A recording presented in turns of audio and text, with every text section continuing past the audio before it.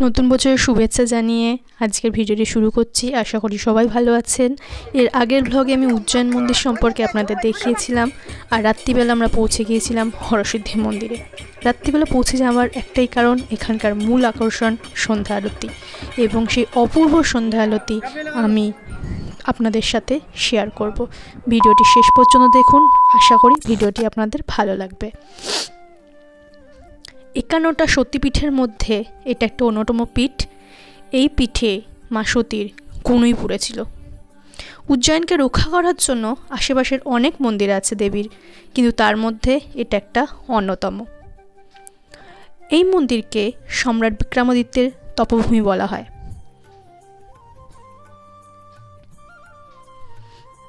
মন্দিরের ভিতরটা আপনাদের দর্শন করাই।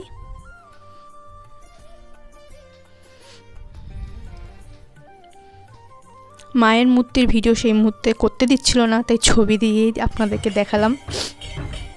এটা চিন্তামণি একটা মন্দির গণেশ ঠাকুরের, এবং সেখানে আরতি হচ্ছিল সেই মুহূর্তে।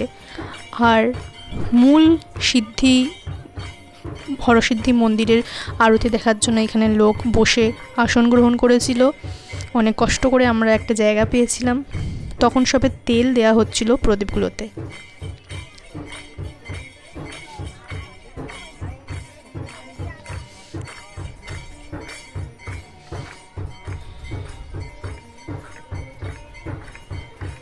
দু 2000 সাল পুরনো এই প্রদীপে মোট 1011টা দ্বীপ আছে। বলা হয় একটি স্ত্রী প্রদীপ আর একটি পুরুষ প্রদীপ।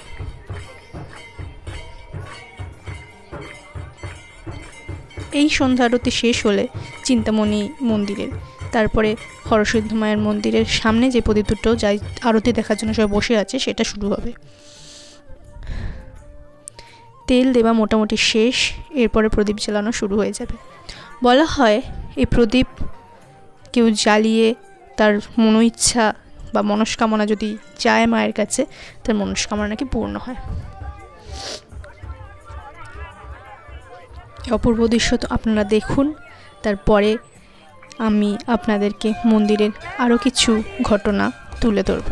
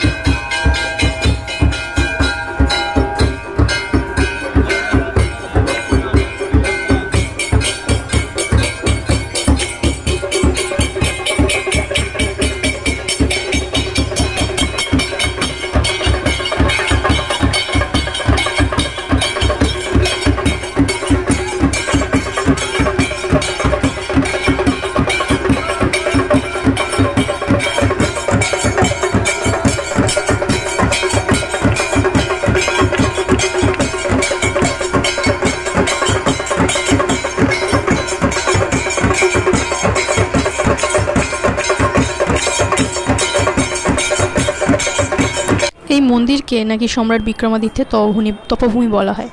মোট 12 বছরে একবার উনি দেবীর কাছে নিজের মাথা কেটে দান করতেন এবং 11 বার নাকি ওনার মাথা ফেরত এসেছিল। 12 বার যখন ওনার মাথা ফেরত আসেনি তখন উনি বুঝে গিয়েছিলেন ওনার রাজত্ব শেষ হতে চলেছে। মোট 135 বছর উনি শাসন করেছিলেন। 2000 সাল পুরনো এই প্রদীপ দুটো যেগুলোর আরতি আপনি দেখেছিলেন।